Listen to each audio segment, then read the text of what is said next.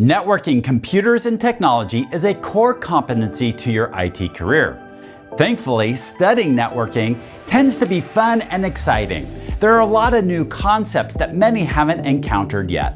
And so if you tend to be a curious person at all, then this is an exciting topic to get into.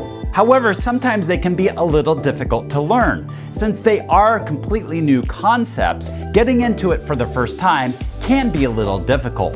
But that's okay, because we're gonna stair-step our way into this information and do lots of cool hands-on activities. My name is Andrew Grimes, owner of TechKnowSurge, and I'll be your techno DJ, serving up techno content just for you.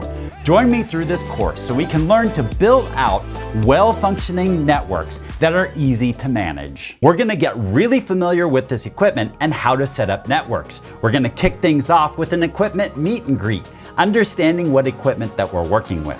We're gonna get into navigating the Cisco IOS and how to configure them.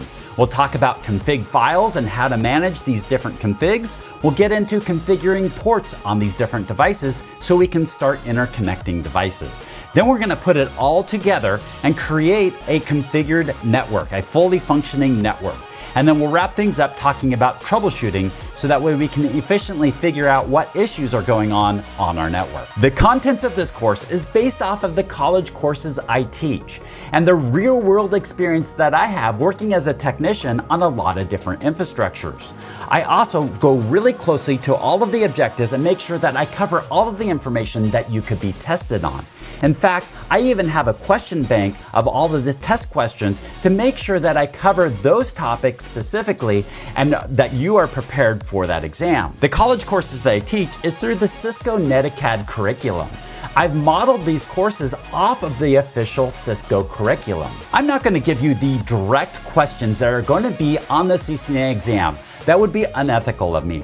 However, I am going to give you some great certification tips and questions that are really going to help you prepare for the exam and understand what's going to be on the exam. This is a great course for anyone that's studying for their CCNA and also for anyone that just wants to get familiar with Cisco equipment. This course is best suited for somebody who already has at least a basic understanding of networking equipment, at least an understanding of what switches are and routers are and some basic functionalities of those two devices. If you are looking to understand more about networking before you start this course, I do have a Foundations of Networking course.